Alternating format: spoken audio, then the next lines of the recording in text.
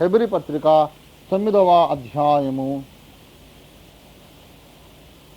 మొదటి 3 వచనములు నేనే చదువుతున్నాను, దయచేసి చిత్తగించండి. మొదటి నిబంధనకైతే సేవా నియమములను ఈ లోక సంబంధమైన పరిశుద్ధ స్థలమును ఉండెను. ఎలాగనగా మొదట ఒక గుడారం ఏర్పరచబడెను, అందులో దీపస్తంభమును బల్లయు దాని మీద ఉంచబడిన రొట్టెలను ఉండెను. దానికి పరిశుద్ధ స్థలమని పేరు. రెండవ తెరకు ఆవల అతి పరిశుద్ధ స్థలమును గుడారం ఉండెను. చిన్న మాట ప్రార్థన చేసుకుందాం. ప్రేమ కలిగిన మా యేసు రక్షకుడా, మా యేసు నాయన, నీకు వందనములు స్తోత్రములు చెల్లిస్తున్నాం తండ్రి. ఈ యొక్క పునరుద్ధాన దినమున ఈ ఆరాధన కూటములో ఆరంభ ప్రార్థన మొదలుకొని ఇంతవరకున ప్రతి ఘట్టములో మీరు మాకు సహాయం చేసి మాకు తోడేని నడిపించిన రీతిని బట్టి యేసయ్యా నీకు స్తుతులు స్తోత్రములు వందనములు చెల్లిస్తున్నాము ప్రభువా. మేము లేచి తిరిగి మా ఇళ్లకు విశ్రాంతి స్థలములకు మా మలి మజిలీలకు వెళ్ళక ముందు ఒకసారి మీరు మాతో మాట్లాడవలసిందని మిమ్మల్ని వేడుకుంటున్నాము తండ్రి. దయచేసి సహాయము చేయండి నాయన. మీ దాసుడు ఒట్టివాడే, చాలా బలహీనుడుగా ఉన్నాడు. మీ దాసుడితో చెప్తే వినాలని మేము రాలేదు ప్రభువా. మా ఆకలి తీర్చగల సమర్థుడవు నీ ఒక్కడవే. నీకొక్కడికి ఆ సామర్థ్యం శక్తి ఉన్నది ప్రభువా. మా అందరికీ అర్థమగు రీతిలో గోచరమగు రీతిలో నీ సత్యమును నీ లేఖనములో నుండి పైకెత్తి మాకు చూపించి ప్రత్యక్షపరిచి మమ్మల్ని దీవించమని, మమ్మల్ని వెలిగించి మండించమని, జ్ఞానమే కాదు మాకు ఇది అనుభవ జ్ఞానము కూడా మీ ప్రత్యక్షత ద్వారా దాయిచ్చేయమని యేసు పరిశుద్ధ నామమున మిక్కిలి వినయంతో వేడి ప్రార్థిస్తున్నాం తండ్రి. ఆమేన్. స్టార్ట్. ప్రభునందు ప్రియులారా, ఈనాడు మన ధ్యానాంశము ఏమనగా రెండవ తెరకు ఆవల, బియాండ్ ద సెకండ్ కర్టన్. ప్రత్యక్ష గుడారములో 2 తెరలు ఉన్నాయి, 3 ద్వారములు ఉన్నాయి. ద్వారములు ఎన్నండి? ద్వారములు 3, తెరలు మాత్రము 2. తెరలేని ద్వారము 1, తెరలతో మూయబడిన ద్వారములు 2. ప్రత్యక్ష గుడారములో నేను చెప్పాను,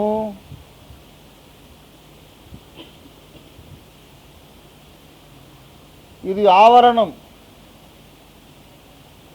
ఆవరణములోనికి ఇశ్రాయేలీయుడైన వాడు ఎవడైనా రావచ్చు. ఇక్కడ గేటు ఏమీ లేదు, ఆటంకం లేదు. కానీ లోపల ఒక గుడారం ఏర్పరచబడెను. ఈ గుడారమునకు ప్రవేశము దగ్గర 1 తెర, గుడారములో సగము దారిలో మళ్ళీ ఇంకొక తెర. ఈ మొట్టమొదటి ఆవరణము లోపల, ఈ కాంపౌండ్ లోపల దాన్ని ఏమంటారంటే ఆవరణము అన్నారు. ఈ ఆవరణములోనికి రావడానికే కోరహు కుమారులు ఉత్సాహపడి ఆసక్తి కనబరిచారు. 84వ కీర్తన కోరహు కుమారులు రాసినటువంటిది. 84వ కీర్తనలు ఏమన్నా చెప్పండి? సైన్యములకు అధిపతి యెహోవా నీ నివాసములు ఎంత రమ్యములు, ఎత్తైన గోపురములో గంట, లోపల బెంచీలు దిండ్లు మోకరించడానికి ఎంత సౌకర్యము. యెహోవా నీ నివాసములు ఎంత రమ్యములు, ఎంత మంచి బెంచీలు ఉన్నవి అన్నారా? ఏమన్నారు? 84వ కీర్తన మొదటి నుంచి చదువుతల్లి. సైన్యములకు అధిపత్యకు యెహోవా నివాసములు ఎంత రమ్యములు. యెహోవా మందిర ఆవరణములను చూడవలెనని, మందిరమును చూడవలెనని, మందిర ఆవరణములను చూడవలెనని, ఆవరణము చూడాలని నా ప్రాణము ఎంతో ఆశపడుచున్నది. అది ఆశతో సొమ్మసిల్లుచున్నది. జీవము గల దేవుని జీవము గల దేవుడు ఎక్కడ కనపడతాడు? అతి పరిశుద్ధ స్థలంలో కనపడతాడా, పరిశుద్ధ స్థలంలో కనపడతాడా, ఆవరణంలో కనపడతాడా? 3 స్థలములలో కూడా కనపడతాడు ఆయన. దేవ దర్శనం ఈ 3 మెట్లలో మనకు జరుగుతుంది. దేవ దర్శనము ఆవరణములో ఉంది, పరిశుద్ధ స్థలంలో ఉంది, అతి పరిశుద్ధ స్థలంలో కూడా ఉంది. జీవము గల దేవుని దర్శించుటకు నా హృదయమును శరీరమును నా హృదయము నా శరీరం ఆనందముతో కేకలు వేయుచున్నది. యెహోవా నా రాజా, ఓ నా దేవా, నీ బలిపీఠమునొద్దనే. నా దిగది సంగతి. నీ బలిపీఠమునొద్ద దేని గురించి మాట్లాడుతున్నారు? అసలు ఏమి చూడాలని ఆశపడ్డారు? ఆవరణము.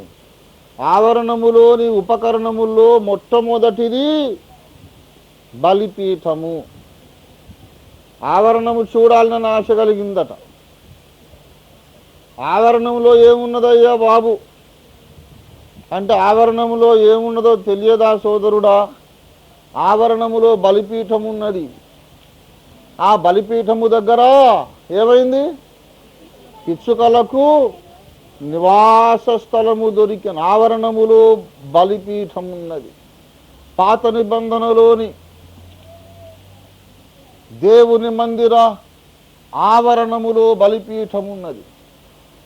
అలాగే కొత్త నిబంధనలో కూడా ఒక బలిపీఠం ఉన్నది కదా. హెబ్రీ పత్రిక 13వ అధ్యాయము, హెబ్రీ పత్రిక 13వ అధ్యాయం, మనకొక బలిపీఠం ఉన్నది. 10వ వచనం. చాలు, దాని సంబంధమైనవి తినుటకు అవే సబ్జెక్టులోకి అది లీడ్ చేస్తుంది ఆ వచనం. హెబ్రీ పత్రిక 13:10లోని మొదటి భాగం, ఫస్ట్ స్టేట్మెంట్ ఏంటి? మనకొక బలిపీఠం ఉన్నది. ఆ బలిపీఠము మీద బలి అయిన పశువు ఎవరండి? యేసుక్రీస్తు. క్రీస్తువును మన పస్కా పశువు వధింపబడిన. 1 కొరింథీ పత్రిక 5వ అధ్యాయము 7వ వచనం ఆఖరి భాగం. 1 కొరింథీ 5:7 ఆఖరి భాగం. ఇంతేకాక క్రీస్తువును మన పస్కా పశువు వధింపబడి. ఎక్కడ వధింపబడేను? సిల్వయను బలిపీఠము మీద. నేను రాశాను కదా, మరలి రండి దైవజనం అనే పాటలో. సిల్వయను బలి పీఠముపై మన రక్షణకై యేసే బలియాయెను. సిల్వయను బలి పీఠముపై మన రక్షణకై యేసే బలియాయెను. ఆయన కొరకై మీ జీవితమును పానార్పణముగా ధారపోయగా, సమర్పణతో తీర్మానముతో, సమర్పణతో తీర్మానము. బలిపీఠములను కట్టగరండి, కట్టగరండి, మరలి రండి దైవ జనమా, ప్రభుని పిలుపిదే. మనకొక బలిపీఠం ఉన్నది. బలిపీఠం మీద బలి అయిన బలి పశువు ఒకడు మనకున్నాడు. క్రీస్తు అను మన పస్కా పశువు వధింపబడెను. ఎక్కడ వధింపబడెను? సిలువయను బలిపీఠము మీద వధింపబడెను. ఆ సిలువ బలిపీఠము దగ్గర కొన్ని పిచ్చుకలు పోయి గూళ్ళు పెట్టుకునేట. అది సంగతి. కొన్ని పిచ్చుకలు పోయి ఏం చేసినాయి? అక్కడ గూడు. చదవండి దయచేసి ఆ 84వ కీర్తన. నీ బలిపీఠమునొద్దనే పిచ్చుకలకు నివాసము దొరికెను. పిల్లలు పెట్టకు వాన కోవెలకు గూటి స్థలము దొరికెను. పిల్లలు పెట్టుటకు వాన కోవెలకు గూటి స్థలము దొరికెను. దేవుని బిడలారా, బలిపీఠము మీద దయచేసి గమనించాలి. బలిపీఠము మీద ఎంత వేడుంటుందో తెలుసా? ఆరిపోని అగ్ని అది. లేవియా కాండం 6వ అధ్యాయం 13వ వచనం చదవండి. లేవియా కాండం 6:13. బలిపీఠము మీద అగ్ని ఆ నిత్యము మండుచుండవలేను. అది ఆరిపోకూడదు. రాత్రి మగళ్ళు ఏముంటుందండి బలిపీఠం మీద? అక్కడ పిచ్చుకలు గూడు పెట్టుకుంటాయా? ఈ మాడి చచ్చిపోవు, అసలు దరిదాపులకే పోవు. బలిపీఠము మీద నిరంతరం అగ్ని భగభగ మండుచుండగా పిచ్చుకలు పోయి గూడు పెట్టుకుంటాయా? చచ్చిపోవా? కొరవు కుమారులు అంటున్నారు ఏమిటంటే, సైన్యములకు అధిపతి యెహోవా నీ నివాసములు ఎంత రమ్యములు. ఎందుకు రమ్యములంటే ఆవరణములో ఒక బలిపీఠం ఉన్నది. బలిపీఠం దగ్గర పిచ్చుకలకు నివాస స్థలము దొరికింది. అక్కడ పిచ్చుకలు ఉన్నాయంటేనే దానికి అర్థం ఏంటంటే అది మామూలు బలిపీఠము కాదు. ఆ పిచ్చుకలు మామూలు పిచ్చుకలు కావు. ఆ బలిపీఠము శిలువ బలిపీఠం. శిలువ నీడలో గూడు కట్టుకున్న పిచ్చుకలము నువ్వు నేను మనమే. దేవుని స్తోత్రం కలిగి కాక. హల్లెలూయా. శిలువ నీడలో గూడు కట్టుకున్నాం మనం, అందుకే బ్రతుకున్నాం. మన దోషములన్నీ క్షమించబడుతున్నాయి. లేకుంటే ఒక క్షణం కాదు మనం చచ్చి బూడిద కావడానికి. హోరేబు కొండ మీద మండుచున్న పొదలో మోషేకు దర్శనం ఇచ్చాడు దేవుడు కదా. అగ్ని భగభగ మండుచున్నది కానీ పొద కాలిపోలేదు. అప్పుడు మోషే ఏమనుకున్నాడు? ఈ పొద ఏలా కాలిపోలేదు? ఆ తట్టుకు వెళ్ళి ఈ గొప్ప వింత నేను చూచాను. కాలిపోవాలి కానీ కాలిపోవడం లేదు. ఎందుకో మరి. అగ్నే కానీ పొద మాత్రం కాలిపోవడం లేదు. అలాగే దహించు అగ్ని అయిన దేవుడు ఆదిమ సంఘములో ఉన్నాడు. దేవుని మహిమ పరచనందుకు హేరోదు పురుగులు పడి చచ్చిపోయాడు. ఒక చిన్న అబద్ధం చెప్పినందుకు అననీయ సపీరాలు వెంటనే పడి చచ్చిపోయారు. మంచినీళ్ళు కూడా అడగలేదు. ఆ దహించు అగ్ని అనే దేవుడు ఇప్పుడు కూడా మన మధ్యలో ఉన్నాడు. మనం ఎన్ని అబద్ధాలు ఆడుతున్నామో, ఎన్నిసార్లు దేవుని మహిమ దొంగిలిస్తున్నామో మనం చచ్చిపోవడం లేదు ఇంకా. హోరేబు పొద ఎందుకు కాలిపోలేదో గొప్ప వింత. అంతకన్నా గొప్ప వింత నువ్వు నేను ఎందుకు బతుకున్నామో అది ఇంకా గొప్ప వింత. అసలు ఎప్పుడో చచ్చిపోవాలి మనం. అర్థం కావడం లేదు ఎందుకు. శిలువ రక్తము కింద మనం ఆశ్రయం పొందాం కనుక బ్రతికిపోయాం. లేకపోతేనా సెకండ్లో 1000 భాగం పట్టదు. అందుకే భక్తుడు పాట పాడాడు, నీ సిలువే నాకు శరణు యేసు ప్రభో, నీ సిలువే నాకు శరణు యేసు. దురిత దూరుడా నీ దరి జేరగా, దురిత దూరుడా నీ దరి జేరగా, నాదు పాప శాపము దీర్చి, నాదు పాప శాపము దీర్చి, దరి జేర్చితివి కృపతో, దరి జేర్చితివి కృపతో, నీ సిలువే నాకు శరణు యేసు ప్రభు, నీ సిలువే నాకు శరణు. శిలువ బలిపీఠము దగ్గర మనం గూడు కట్టుకున్నటువంటి పిచ్చుకలం. శిలువ దగ్గరికి రావడానికి ఎటువంటి అభ్యంతరము లేదు. అందరూ రండి అన్నాడు అంతే. సందుల్లో గొందుల్లో వీధులలో అక్కడ ఇక్కడ రాజమార్గముల్లో ఉన్న వాళ్ళు అందరిని బలవంతం పెట్టి రండి రండి రండి, ప్రయాసపడి భారము మోసుకొనుచున్న సమస్త జనులారా రండి, ఏ కులమైనా రండి, ఏ మతస్థులైనా రండి, ఆర్థిక పరిస్థితి ఎట్లాగున్నా రండి, రోగిష్ఠులైనా రండి, ఆరోగ్యవంతులైనా రండి, ధనవంతులైనా రండి, బీదలైనా రండి, everyone come to the cross of Jesus Christ. అందరూ రండి, బలిపీఠం దగ్గర అందరూ రండి. ఎవరు వచ్చినా వాళ్ళకు నీడ దొరుకుతుంది. శిలువ దగ్గరికి ఎవరిని వద్దనే ప్రసక్తి లేదు. కానీ ఒకటే ప్రాబ్లం, నీ ఆవరణములను చూడవలేనని ఆశపడుచున్నాను. అయ్యా, ఆశ ఉంటే వారు వచ్చే ఎవడొద్దన్నాడు? తెరలేదే అడ్డం, ఎవరొద్దనా? ఎందుకు రావడం లేదు? ఒక్కటే సమస్య ఏంటంటే, లోపలికి రావడానికి ఏం ప్రాబ్లం లేదు, కానీ లోపలికి వచ్చిన తర్వాత ఒక ప్రాబ్లం ఉంది. లోపలికి రావడానికి అడ్డం లేదు, వచ్చిన తర్వాత నీకు లోకానికి మధ్యలో అడ్డం ఉంది, ప్రాకారము.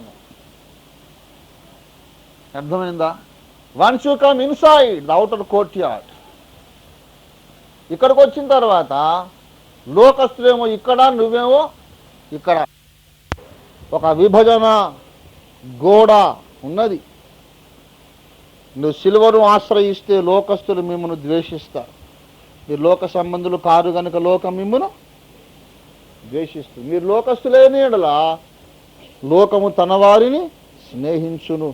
అయితే మిమ్ము లోకములో నుంచి నేను ఏర్పరచుకున్నాను గనక లోకం మిమ్మును ద్వేషించుచున్నది.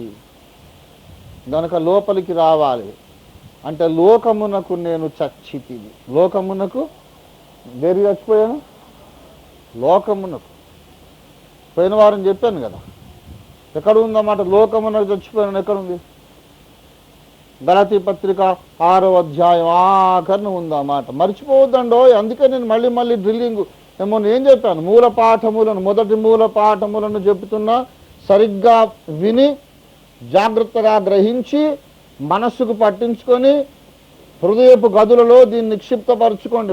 మళ్ళీ చెప్పను. ఎప్పుడు అలా చెబుతుంటే కావ్య గ్రంథాలు ఎప్పుడు చదువుతాం? బేసిక్స్ ఇవన్నీ కూడా. గలతీ పత్రిక 6వ అధ్యాయము దయచేసి 13వ వచనం 14వ వచనం చదవండి. 6:14 వచనం చదవండి. మన ప్రభువైన యేసు క్రీస్తు యొక్క శిలువ యందు తప్ప మరి దేని యందును అతిశయించుట నాకు దూరమగును గాక. ఎందుకు అతిశయిస్తున్నావు నాయన పౌలన్న? చెప్పు. దాని వలన నాకు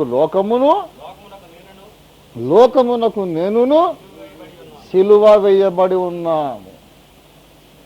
క్రీస్తు సిలువ వలన ఒకటి జరిగింది, సిలువ దగ్గరికి నేను వచ్చుట వలన ఒకటి జరిగింది. లోకము నాకు చచ్చిపోయింది. లోకానికి సంబంధించినంత వరకు నేను చచ్చిపోయాను. ఈ లోకము గూర్చి పట్టింపు ఇప్పుడు నాకు లేదు. నన్ను గూర్చిన పట్టింపు లోకానికి ఉండనక్కర్లేదు. ఇక లోకమును సంతోషపెట్టుట నా పని కాదు. దేవుణ్ణి సంతోషపెట్టడానికే బ్రతుకుతున్నాను తప్ప లోకము యొక్క మెప్పు కోసం కాదు. I don't care what the world thinks about me. I'm only bothered about what the Lord is thinking about me. దేవుడు ఏమనుకుంటున్నాడు? That is what matters to me. లోకం ఏమనుకుంటుందంటారే, పనికి మాలినోడు ఇప్పుడు చచ్చిపోతే గుట్టుకోమంటే వాడి అడ్రస్ వాడికే తెలీదు. పోయి అగ్నిగుండంలో వాడి కాలేవాడు. వాడి సర్టిఫికేట్ నాకెందుకండి? వాడి బోర్డు సర్టిఫికేట్. నిన్ను గురించి అందరూ బాగా చెప్పుకుంటలేరు కదా, అట్లా నేను కూడా వాడిని గురించి బాగా చెప్పుకోను. అంతే మరి. సరే నేను చెప్పుకుంటా, వాడేం భయపడడా? మరి వాడంటే నేను ఎందుకు భయపడతా? షేర్కు సవాషేర్ హై. వాడు నన్ను అర్థం చేసుకోకుండా నేను వాడిని అర్థం చేసుకోను. వాడు నన్ను విమర్శిస్తా, నేను వాడిని విమర్శిస్తాను. అరే పిచ్చోడా, నువ్వు నన్ను మెచ్చుకునేది ఏంద్రా? పరలోకమంతా నా పక్షం ఉన్నది. ముఖ్య దూతలు మా స్నేహితులు, పేతురాది సకలాపోస్తలు, పేరు గల మా నిజ కూటస్థులు కదా. యెహోవా మా తండ్రి గాడా, యేసుడు మాయన్న గాడా, మహిమా గల శుద్ధాత్మా ఇట్టి వరుసా దెలిపెల్గదమా తోడా. యెహోవా మా తండ్రి గాడా, యేసు పేతురాది సకలాపోస్తు, పేర్మి గలమా నిజ కూటస్థు, పేతురాది సకలాపోస్తు, పేర్మి గలమా నిజ కూటస్థు. ఖ్యాతి సభలో మేమున్నప్పుడు, ఘనతాలిక మాకేమీ కొదువా. ఖ్యాతి సభలో మేమున్నప్పుడు, ఘనతాలిక మాకేమీ. తండ్రి గాడా యేసు,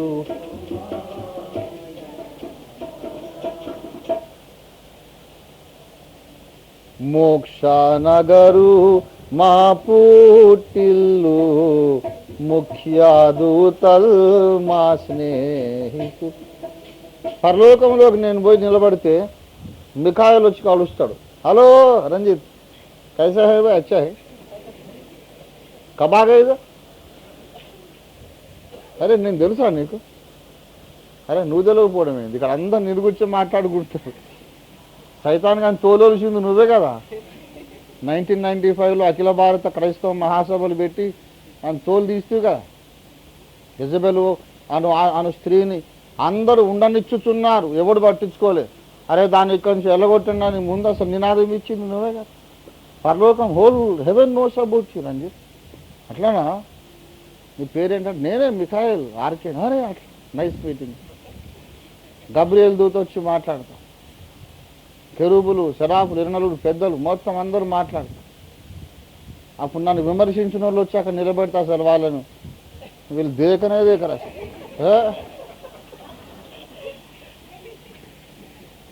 నో వన్ రికగ్నైజెస్ దెమ్. ఎవడన్నా ఉండి ఓఫీర్ గారికి అంత గుడ్ నేమ్ లేదు అంటే, అదే నా గుడ్ నేమ్ అంతా అక్కడ ఉంది. అసలు నీకు ఆడ గుడ్ నేమ్ లేదు, బ్యాడ్ అసలు నేమే లేదు ఆడ. హమారా గుడ్ నేమ్ ఉదర్ హై, ఊపర్ హై. అక్కడికి రా చూపిస్తా నా ప్రభావం ఎంతనో. పేతురు, పౌలు, మార్టిన్ లూథర్ వచ్చి అభినందిస్తారు. మేము మొదలుపెట్టిన పనిని నువ్వు ముగించావు. శభాష్ my dear brother, they are proud of you. పౌలన్న వచ్చి నన్ను మెచ్చుకుంటే, పేతురు మెచ్చుకుంటే, మార్టిన్ లూథర్ మెచ్చుకుంటే, అప్పుడు ఈ ఫాల్తుగాన్లందరూ తిట్టింది గుర్తొచ్చి ఏడుస్తాను. అప్పుడు అరే యూజ్లెస్ ఫెలోస్, నా సంగతి నీకేం తెలుసురా? వజ్రం యొక్క విలువ పిచ్చోనికి ఏం తెలుస్తుంది?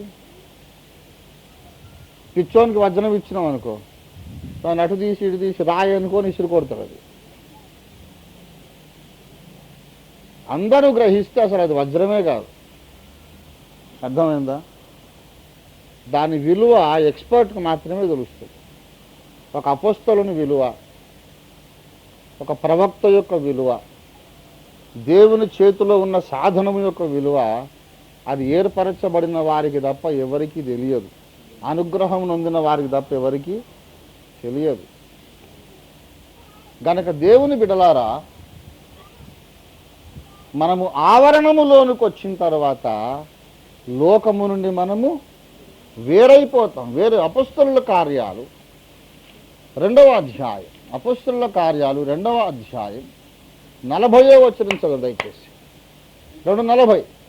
ఇంకాను అనేక విధములైన మాటలతో సాక్ష్యమిచ్చి, ఓ మీరు మూర్ఖులకు, ఈ తరము వారికి వేరై, ఈ తరములకు ఒక పేరు పెట్టాడు. ఏం తరం ఇది? అబ్బా, చాలా తెలివిమంతులం అనుకుంటున్నారు అందరూ, కానీ దేవుడేమనుకుంటున్నాడు? మూర్ఖులకు ఈ తరము వారికి వేరై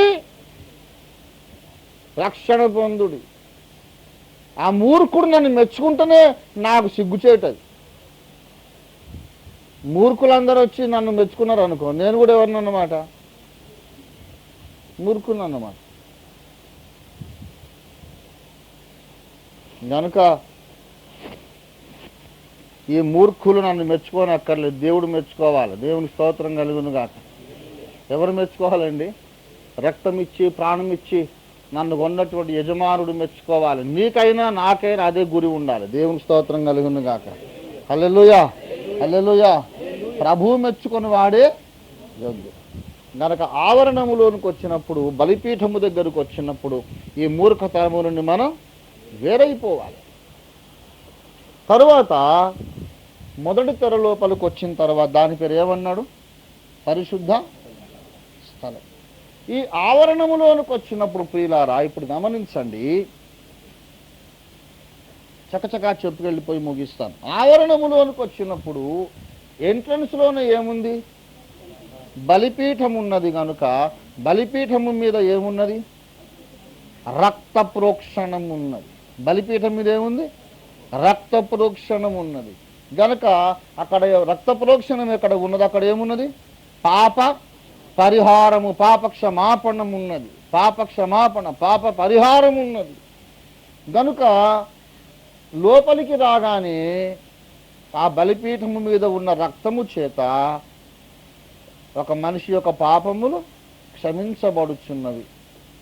ఆ తర్వాత రెండవది ఏమున్నదంటే అక్కడ గంగాళము, ఇత్తడి గంగాళం ఉన్నది.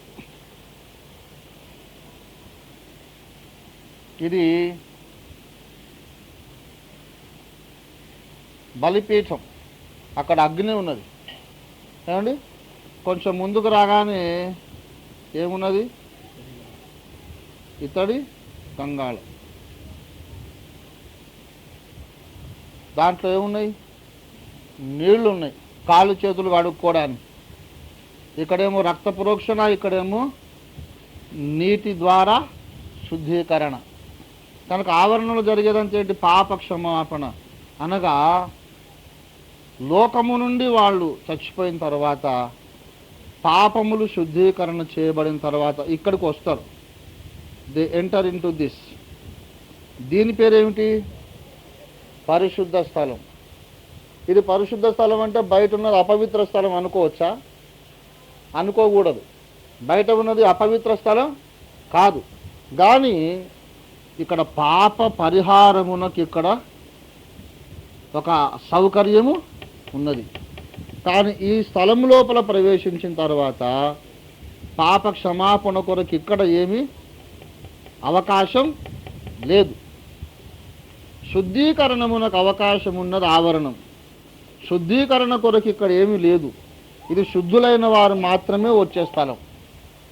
బయట శుద్ధులు కావాలి, తర్వాత ఇందులోకి రావాలి.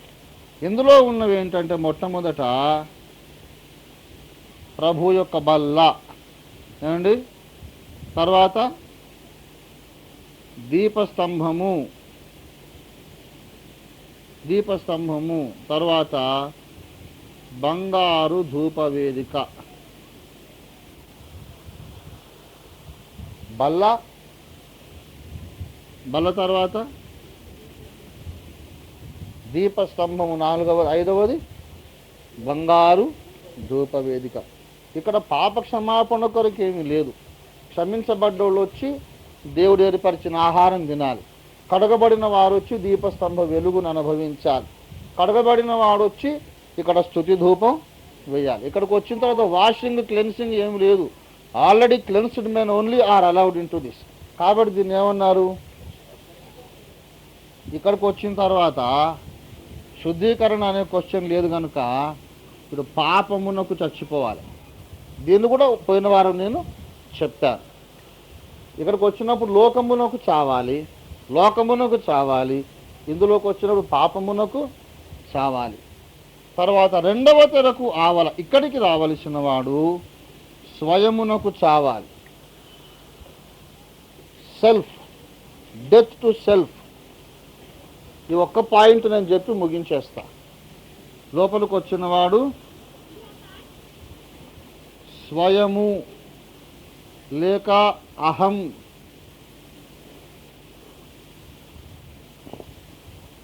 స్వచిత్తము, ఇది ఇంకా మంచి మాట, అప్రాపరేట్ వర్డ్, స్వచిత్తము, స్వచిత్తమునకు చావాలి. ఇక్కడ మీకు ఒక ప్రశ్న వస్తుంది. ఆ ఒక్క ప్రశ్న నేను వివరించి జవాబు చెప్పి ముగించేస్తాను. ఈ మొదటి తెరలోనికి వచ్చినప్పుడే దేనికి చచ్చిపోయాం మనం?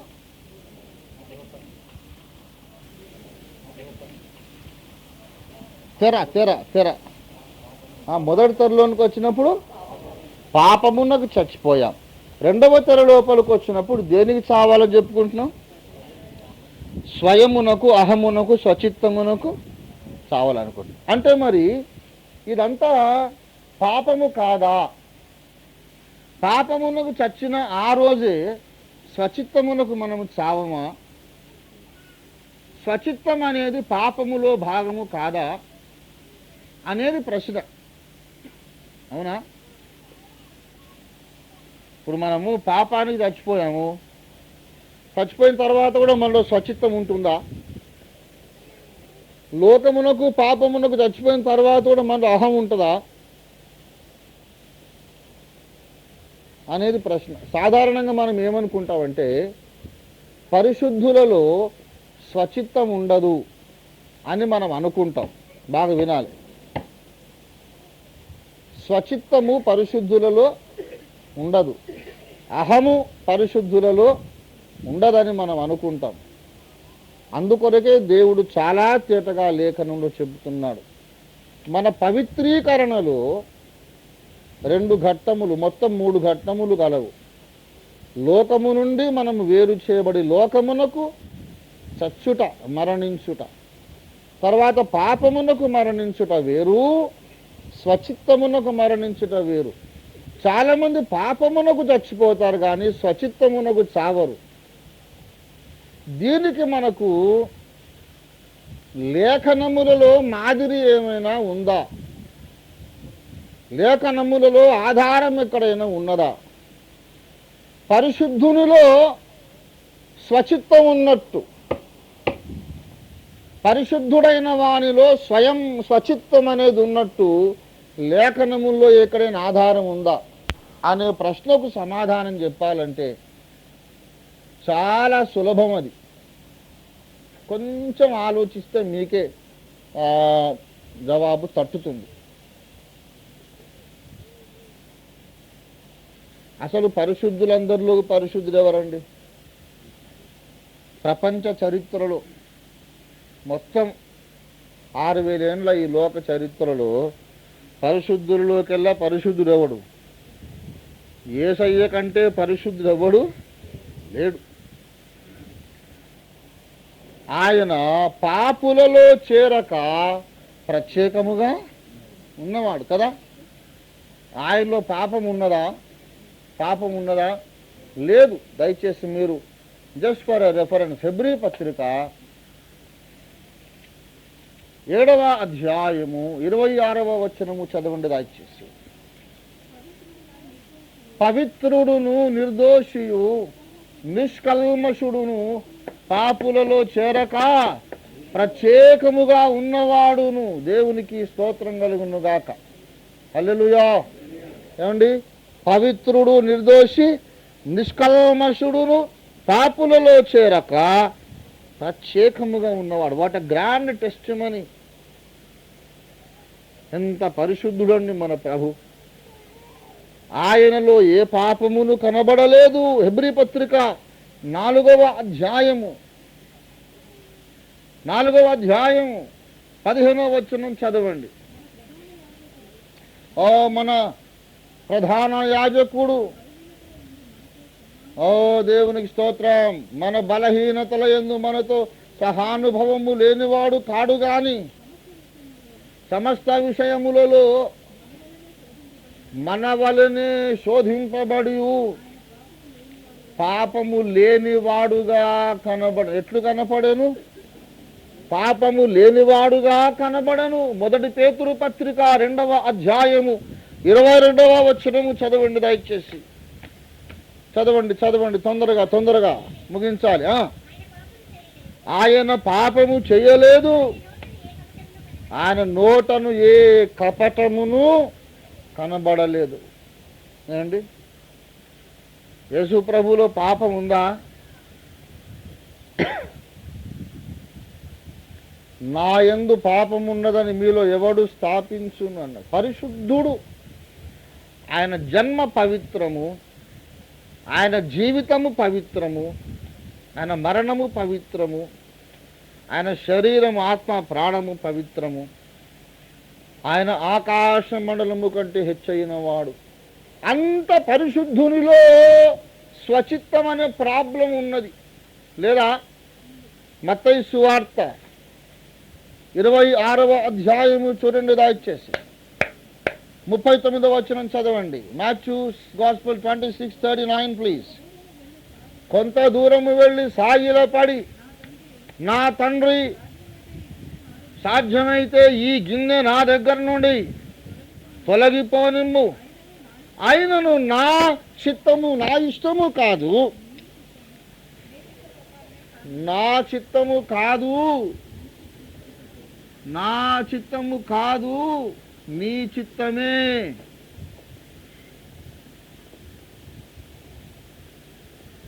ఏమంటున్నాడు ఆయన? నా చిత్తము కాదు, నీ చిత్తమే. ఇక్కడ ఎన్ని చిత్తాలు కనపడుతున్నాయి మనకు? 2 చిత్తం. ఒక చిత్తం ఎవరిది? తండ్రి చిత్తము. రెండవదేమో కుమారుని చిత్తం. ఫ్రాంక్లీ స్పీకింగ్, కుమారుని చిత్తం ఏంటిదంటే, ఈ శిలువ అవమానము, శిలువ శ్రమలు అనే పాత్ర నేను త్రాగకుండానే మనుషులకు విమోచన కలిగేది ఏమైనా అవకాశం ఉంటే ఇది అవాయిడ్ చేస్తేనే బాగుండు అని ఆయనకు ఉన్నది మనసులో. నేను మీకు ఒక రహస్యం చెప్తా. అరే, లేఖనములు ఎరిగిన వాడు, ప్రవక్తల ప్రవచనములు ఎరిగిన వాడు ఇట్లాంటి ప్రార్థన ఎట్లా చేశాడండి? యేసు ప్రభు వారు బలి కాకపోతే మనుషులకు రక్షణ కలుగుతుందా? ఇంకేదన్నా మార్గం ఉన్నదా? మీరు చెప్పాలి నాకు. యేసు ప్రభు వారు బలి కాకపోతే ఇంకేమన్నా మార్గం ఉందా? మరి మార్గం లేదని ఆయనకు తెలియదా? ఎందుకు ఆ ప్రార్థన చేశాడు? నేను మీకు ఒక డీపెస్ట్ సీక్రెట్ చెప్తున్నాను. యేసు ప్రభు వారు ఒకవేళ మరణించకపోతే ఏ ఇతర మార్గములో కూడా, యేసు ప్రభు వారు ఒకవేళ మరణించకపోతే ఏ ఇతర మార్గములో కూడా మనుషులను రక్షించుట తండ్రి అయిన దేవునికి సాధ్యము కాదని మనం అనుకొనుట దేవదూషణ. It is possible, it would have been still possible for God the Father to save the mankind through some other means. యేసు ప్రభు బలి కాకపోతే ఇంకొక మార్గంలో తండ్రి అయిన దేవుడు మానవులను రక్షించలేడా? రక్షించగలడు అని యేసయ్యకు తెలుసు. అందుకే ఆ ప్రార్థన చేశాడు. చూడండి అక్కడ మత్తయి సువార్త 26వ అధ్యాయము దయచేసి 39వ వచనం చదవండి దయచేసి. కొంత దూరము వెళ్ళి సాగిలపడి, సాధ్యమైతే ఈ గిన్నె నా దగ్గర నుండి తొలగిపోనిమ్ము, ఆయనను నా ఇష్ట ప్రకారము కాదు, నీ చిత్త ప్రకారమే కానిమ్ము. మార్కు సువార్త దయచేసి 14వ అధ్యాయం 36వ వచనం. ఎందుకొరకు ఆ ప్రార్థన చేశాడు అక్కడ చెబుతున్నాడు. 36 చదవండి దయచేసి. కొంత దూరము సాగిపోయి నేల మీద పడి సాధ్యమైతే ఈ గడియ తన యొద్ద నుండి తొలగిపోవలెనని ప్రార్థించుచు, నాయనా తండ్రి, అది కాదు, నీకు సమస్తము సాధ్యము, ఈ గిన్నె నేను త్రాగకుండానే మానవుల రక్షించడం కూడా నీకు సాధ్యం. మనం పోయి యేసయ్యని అడిగినాం అనుకో, యేసయ్యా నువ్వు అంత అమాయకంగా ఎట్టు ప్రార్థన చేసావయ్యా,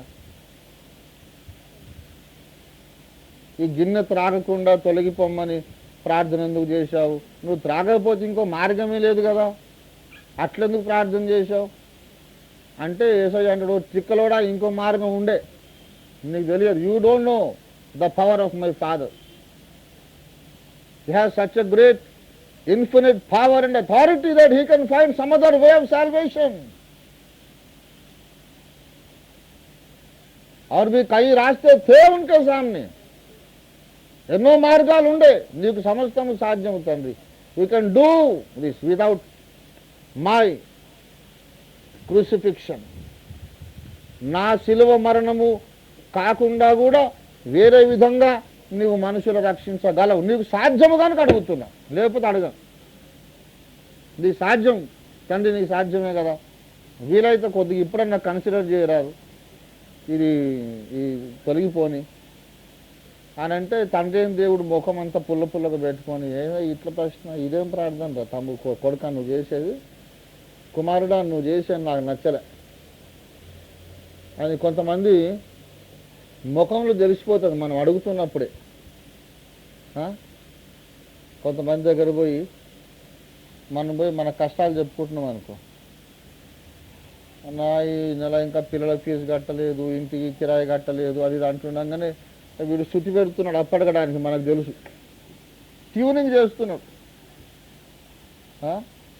దానికి మనం చెప్తున్నాగా అనుభవజ్ఞుడైనోడు ముఖం పెట్టిన పుల్లగా పెట్టుకుంటాడు.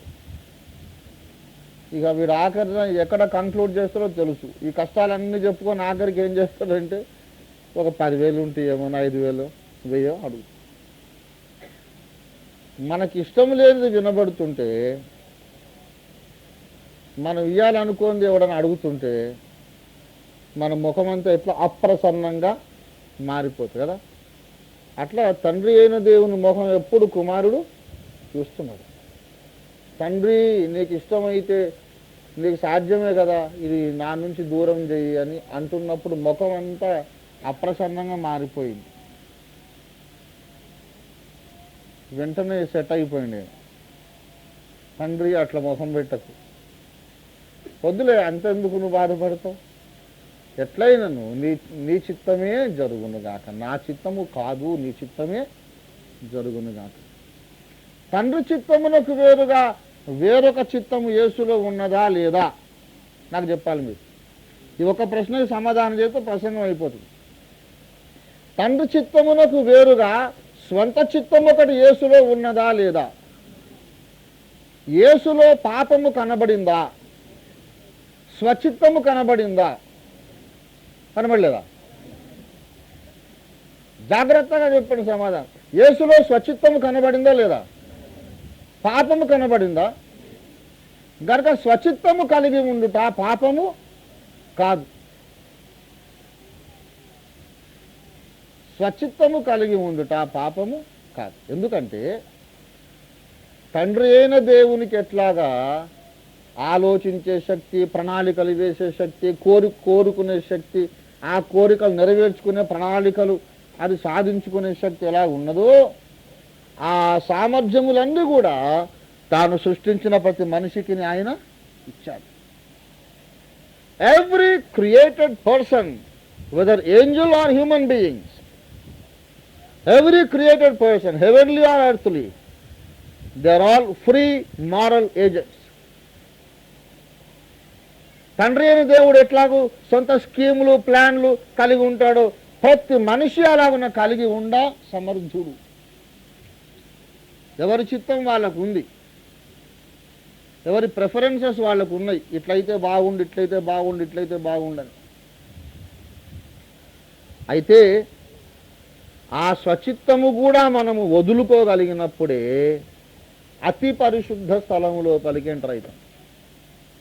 స్వచిత్తం వదులుకోవడం చాలా కష్టం. నేను మీకు ఒక విషయం చెప్తున్నా, ఆ స్వచిత్తమును విరగొట్టడానికే దేవుడు నీకు ఇష్టము లేని కార్యాలు నీ జీవితంలో జరిగిస్తాడు. నీవు కోరుకున్న ఊహించుకున్నటువంటి భర్త దొరకడు, నీవు కోరుకున్నటువంటి అనుకూలవతి భార్య నీకు దొరకదు, నీ పిల్లలను నువ్వు అనుకున్నట్టు నువ్వు పెంచుకోలేవు, నువ్వు అనుకున్న ఉద్యోగం నీకు దొరకదు. ఎందుకో తెలుసా? You have your own wishes and desires and preferences which are broken down. You are disappointed in most of your expectations. ఒక ఓల్డ్ సేయింగ్ ఉంది, man proposes and God disposes. ఎందుకో తెలుసా? బైబిల్లో కూడా ఉంది, మనుషుల హృదయములో ఆలోచనలు అనేకము పుట్టును, కానీ యెహోవా యొక్క తీర్మానమే స్థిరం. మనము మన ప్లాన్లు అన్ని ఎన్నెన్నో అనుకుంటాం. మనం వేసుకున్న ప్లాన్లలో జరిగేవి కంటే జరగనివే ఎక్కువ కాదు. అన్నిటి కొరకు నువ్వు ప్రార్థన కూడా చేసే ఉంటావు, కానీ జరగదు. ఎందుకు? నీవు అనుకున్నదెల్లా జరిగినప్పుడు ఎంత పరమానందంగా దేవుని స్తుతించగలవో, నీవు అనుకున్నది జరగనప్పుడు కూడా అంతే ఆనందించగలగాలి. That is the maturity in Christian life. जो तुम्हें चाहिए था, जो तुम चाहते थे, वो मिले तो जितना खुश रहेंगे, वो नहीं मिलने से भी उतना ही खुश रहना चाहिए. అనుకున్నట్టు జరిగితే సంతోషం, ఎవడైనా సంతోషపడతారు. అనుకున్నట్టు జరగనప్పుడు కూడా ఆనందపడగలగాలి. ఎవరో అనుకున్నట్టు జరగలేదు అనుకో, అప్పుడు సంతోషపడతాం మనం. వాడు వాని పిల్లను వాని బిడ్డను పెద్ద అమెరికా సంబంధం ఇద్దామని ఏవో పోకడాలు పోయిండు కదా. వాని కన్ను నెత్తి మీద వాడు మేఘాలలో నడిచిందండి. అప్పట్లో మా బామర్దికి ఏమంటే ఏలేవాడు బిడ్డను. అమెరికా సంబంధం, జర్మనీ సంబంధం, ఆ సంబంధం అని. జర్మనీ లేదు, అమెరికా దొరకదు, మంచిగా అయింది. ఆఖరికి వానికి గుంటూరు సంబంధం దొరికింది. అల్లుడు చూస్తే జర్మనీ కాదు గిర్మనీ కాదు, కూర్మావతారం లెక్కున్నాడు. అబ్బా ఎంత ఆనందము! హల్లెలూయా, దేవా నీకు స్తోత్రం. దాని సిగ్గుపోయింది బాగా అని చాలా సంబరపడతాం. ఎవడైనా అనుకున్నది జరగకపోతే మనకెంతో ఆనందముగా ఉంటుంది కదా.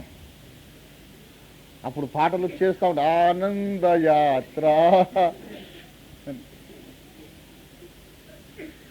ఎవడో అనుకున్నది జరగకపోతే ఎంత ఆనందము, మనం అనుకున్నది జరగకపోతే కూడా అంత ఆనందపడాలి. పడతావా?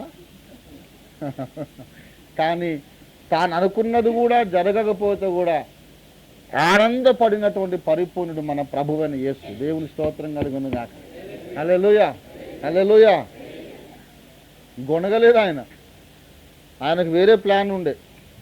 తండ్రి, నీవు అనంత శక్తిమంతుడవు, నిన్ను అడిగేవాడేవాడు.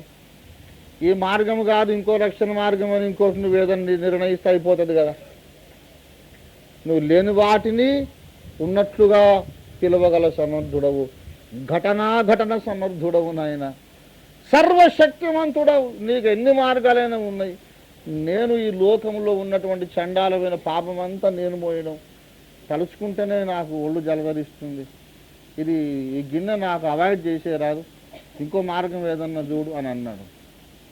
కానీ తండ్రి అయిష్టంగా ముఖం పెట్టేసరికి కుమారుడు ఆనందంగా లోబడ్డాడు.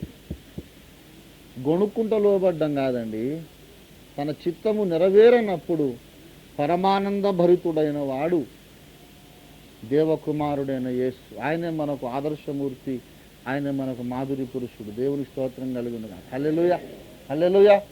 నా చిన్నప్పటి పాట ఒకటి ఉందండి. నిజంగా చిన్నప్పటి నుంచి నాకు భక్తి పిచ్చి.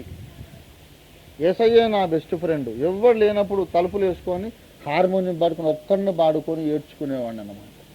పాత పాటల్లో అభిషేకం ఉంది, ఆ పాటల్లో దేవుడున్నాడు, పాత పాటల్లో దేవుడున్నాడు.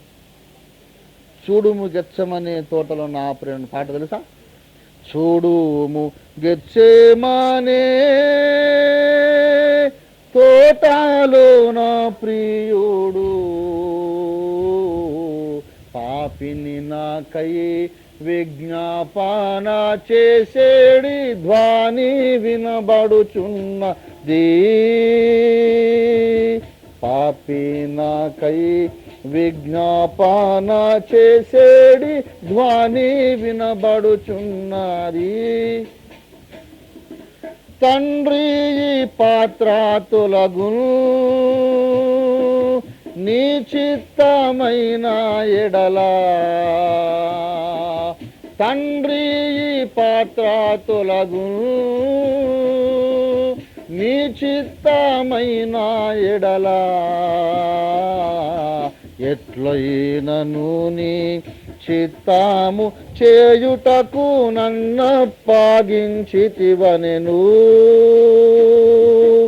ఎట్లయినను నీ చిత్తము చేయుటకు నన్నప్పగించితివనెను.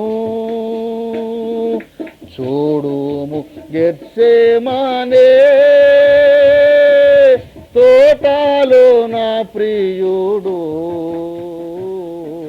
పాపిని నాకై విజ్ఞాపన చేసేడి ధ్వని వినబడుచున్నది, పాపి నాకై విజ్ఞాపన చేసేడి ధ్వని వినబడుచున్నది. రక్తపు చెమట వలన మిక్కిలి బాధ నుండి, రక్తపు చెమట వలన మిక్కిలి బాధ నుండి, రక్షకుడేసు హృదయము పగులాగా విజ్ఞాపనం చేసేనే, రక్షకుడేసు హృదయము పగులాగా విజ్ఞాపనము చేసేనే. చూడుము గెత్సేమనే తోటలో నా ప్రియుడు, పాపి నాకై విజ్ఞాపన చేసేడి ధ్వని వినబడుచున్నది, పాపి నాకై విజ్ఞాపన చేసేడి ధ్వని వినబడుచున్నది. ఎందుకంత బాధపడి విజ్ఞాపన చేశాడో ఆఖరి చరణంలో రాశాడు భక్తుడు ఎవరో గాని. ఆయన చెమట రక్త బిందువుల వలె రక్తస్వేదము గార్చారట. అంత బాధపడి ఎందుకు విజ్ఞాపన చేశాడంటే ఆఖరి చరణం అన్నాడు, నన్ను తన వలె మార్చేడి ఈ మహాప్రేమను, నన్ను తన వలె మార్చేడి ఈ మహాప్రేమను, తలచి తలచి హృదయము కరుగాగా విజ్ఞాపనము చేసేదను, తలచి తలచి హృదయము కరుగాగానే సాదా కీర్తించెదను. చూడుము గెత్సేమనే తోటలో నా ప్రియుడు, పాపిని నాకై విజ్ఞాపన చేసేడి ధ్వని వినబడుచున్నది. గెత్సేమనే తోటలో ఆయన చేసిన ప్రార్థన నన్ను తన వలె మార్చుటకై ఆయన చేసినటువంటి ప్రార్థన, నిన్ను యేసు వలె మార్చడానికి చేసిన ప్రార్థన. పిల్లరా, ఒక మాట మీకు చెప్తున్నాను, యేసు వలె మారడం అంటే అందులో చాలా మెట్లున్నాయి. 12 సంవత్సరాల ప్రాయములో దేవాలయములో పరిసయ్యులతో మతాధికారులతో తర్కించి జ్ఞానమును వ్యక్తం చేసి తన దైవ జ్ఞానము చేత వారి నోరు మూయించినటువంటి యేసు వలె మనం మారొచ్చు. నేను కూడా నా 12 ఏళ్ళప్పుడే అందరు నోరు మూయించాను. దేవాలయములో తర్కించుచున్న యేసు వలె మారుట సులభమే. It is very easy. దేవాలయములో అక్రమము జరుగుతున్నప్పుడు కొరడా తీసుకొని వీర విహారం చేసి నీ ఇంటిని గూర్చిన ఆసక్తి నన్ను భక్షించుచున్నది అన్న వచనము నెరవేరుస్తూ నా తండ్రి ఇల్లు వ్యాపార పిల్లుగా చేయకూడని అందరిని తోలివేసినటువంటి ప్రచండమూర్తి అయిన యేసు వలె మారుట సులభమే. It is easy. కానీ గెత్సెమనే తోటలో మోకరించిన యేసు వలె మారుట చాలా కష్టం. ఓ किसी से वो नहीं हो सकता, वो बात बहुत मुश्किल है. కొరడా పట్టుకొని వీర విహారం చేయొచ్చు, ఎవడేం చేస్తాడు? నేను మారగలిగాను. 12 ఏళ్ల ప్రాయములో యూదుల అధికారితో మాట్లాడిన యేసు పోలిక నాలోకి వచ్చిందండి. దేవాలయములు అక్రమం జరిగితే కొరడా తీసుకొని వీర విహారం చేసి ఈపులు వలగొట్టినటువంటి యేసు పోలిక నా లోపలికి వచ్చేసింది. కానీ గెత్సెమనే తోటలోని పోలిక రావడానికి ప్రయత్నించుచు పోరాటం చేస్తూ ప్రయాసపడుతున్నాను. గెత్సెమనే తోటలోని యేసు పోలిక ఏంటంటే, నేను అనుకున్నది ఏమి జరగకపోయినా నా ఇష్టము కాదు నీ ఇష్టమే సిద్ధించును నాకు. నా లైఫ్ పట్ల నాకు ఒక ప్లాన్ ఉండిందండి. నీ జీవితం పట్ల నీకు ఒక ప్లాన్ లేదా? ఉంది. దాని ఒక్కరు కూడా జరగదు అనుకో, అప్పుడు దేవుని స్తుతిస్తావా సణుగుతావా? దేవుని బిడ్డలారా, పాపము లేకపోవచ్చు కానీ స్వచిత్తం ఉండవచ్చు. ఆవరణములోనికి మనం ప్రవేశించినప్పుడు లోకమునకు చచ్చాం. పరిశుద్ధ స్థలములోనికి ప్రవేశించినప్పుడు పాపమునకు చచ్చాం. అతి పరిశుద్ధ స్థలములోనికి ప్రవేశించాలంటే స్వచిత్తమునకు చావాలి. నేను పొందవలసిన బాప్తిస్మము మీరు పొందెదరు. నేను పొందవలసిన బాప్తిస్మం మీరు పొందెదరు అన్నాడు. అందులో ఈ 3 మరణాలు ఉన్నాయి. బాప్తిస్మం అనగా చెప్పండి, బాప్తిస్మం అనగా ఏమిటి? మరణము. మార్కు సువార్త 10వ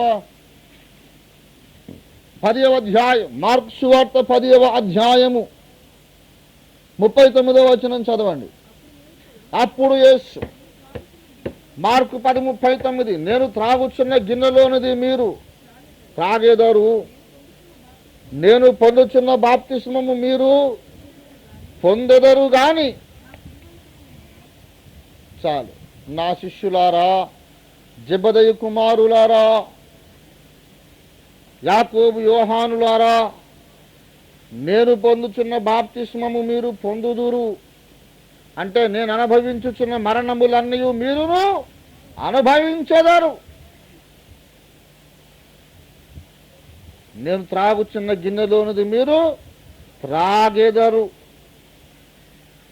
అనగా యేసు శిష్యులందరూ కూడా ఈ 3 మరణములు పొందాలి. ఇంతవరకు మనం చెప్పుకున్నదంతా కూడా మరణములను గూర్చిన బోధ. అదే ఇంకొక భాషలో చెప్పాలంటే, ఇంకొక పదజాలములో చెప్పాలంటే, మరణములను గూర్చిన బోధనే ఇంకో టర్మినాలజీలో ఏం చెప్పొచ్చు? బాప్తిస్మములను గూర్చిన బోధ.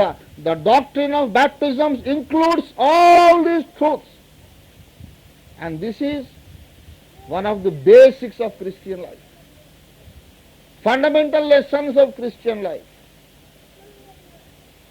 బాప్తిస్మములను గూర్చిన బోధ అంటే విశ్వాసి పొందవలసిన మరణములను గూర్చిన బోధ.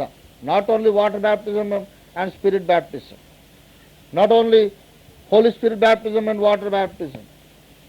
It includes the baptism which is actual